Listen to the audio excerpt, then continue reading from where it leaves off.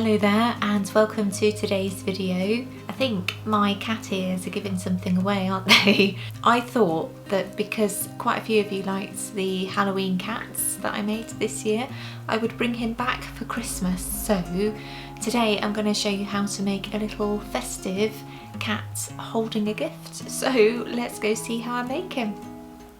So I'm going to start by working on my little cat's head. So I need to make a very basic head shape, and here we go.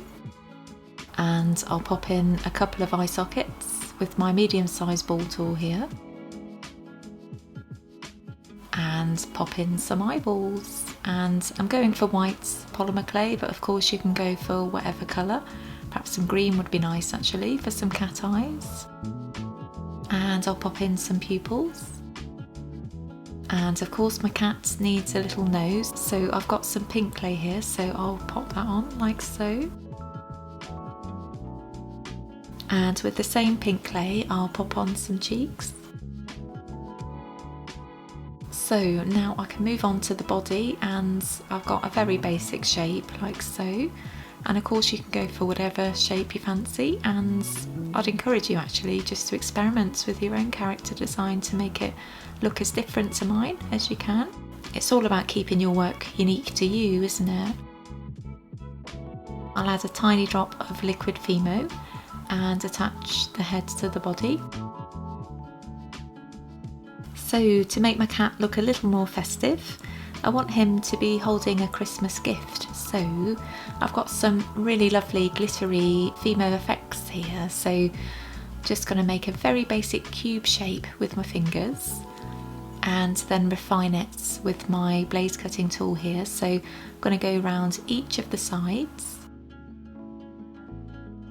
and I'll just finish off the final two.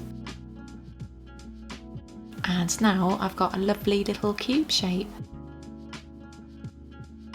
So I want to add a ribbon in a nice contrasting colour, so I've got some glittery gold clay here, and again it's in Fimo effects. And Sculpey do some really lovely equivalents actually in their Primo accent range. So I'm just going to pop over the ribbon like so, just make sure it's in the centre, and wrap around some side pieces.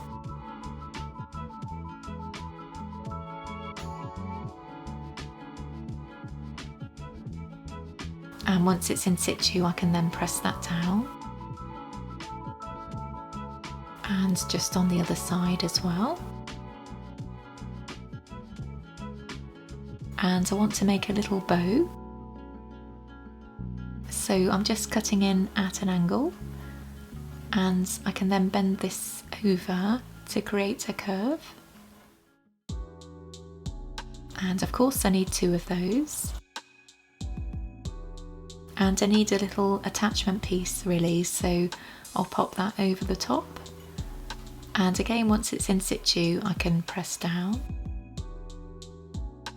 And I'll pop that onto the top, and there we go, I've got my little Christmas gift. So back to my cats, and I want to make him a couple of legs, so I've got two balls in exactly the same size. It helps to do this so they end up a similar size when they're, made into legs really. And with my needle tool here, I'll just pop in some details at the top to make them look a lot more like paws. And I want to cut into the ends so that they'll wrap around the body of the cat a bit better really. So I'll just use my blaze cutting tool again, so they end up looking like this really. And incidentally, I do have a list of the tools that I use pretty frequently down below in description. And once the legs are on, I'm going to go in with my wet wipe here just to really try and coax that clay together, and to make it look a little more neater really. And I'll add some more details on the paws with my pink clay again. So now I need to make the arms, and again I've got two balls of clay in the same size, and I've made a shape like this, and I'll pop in some details with my needle tool again. Take the ends off with my blaze cutting tool so that they're a bit flatter. And before I add the arms, I'm just going to add on some craft wire here, just so I can attach his gift so it doesn't fall off after baking. So just squeeze that on. There we go. And now I can attach his arms. And of course, you don't have to have your cats holding a gift. Perhaps you can be holding something else, like a little snowman or a little Christmas toy. So I'm just going to press in the clay again, like so, and go in with my wet wipe. And of course my cat needs some ears, and usually speaking he'd need 2, but I'm just going to give him the 1 today. So I'll pop that on like so.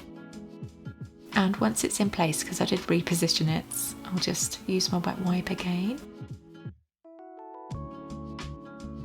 And now I'll make a very basic tail like so, and just pop that onto the back.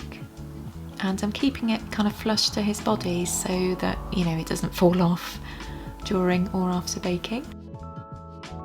So I only gave him 1 ear because he's going to be wearing a Christmas hat on the other side of his head. So just making a very basic kind of cone shape. And I've got some white clay here, which I'm adding some texture to. And just wrap that around like so. And I did reposition this because I couldn't quite see what I was doing on camera. And pop in some craft wire.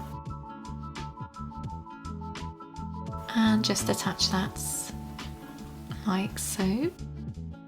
So he's certainly looking a lot more festive now, isn't he?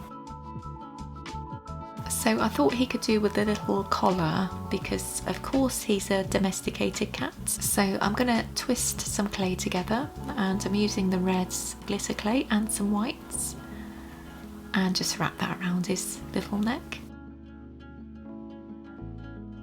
And thankfully it was the right size. And because most of you liked the Halloween cats with some whiskers, I'm going to add on some whiskers to this one.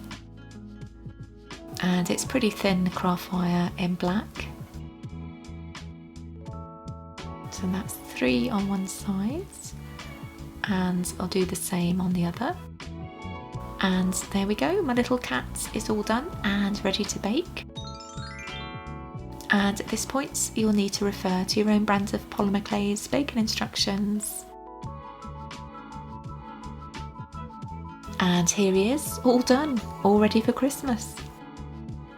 I should really think about giving this cat a name, shouldn't I? Because I've made him a couple of times and I suspect he's going to be a recurring character as time goes on. And for whatever reason, I can only think of calling him Purry McClay, which isn't very catchy, is it? So by all means, let me know your suggestions for a name down below. And I'll be back really soon with another tutorial. But in the meantime, if you haven't watched this one already, go and take a look at this tutorial, and I'll see you again soon. Take care. Bye bye.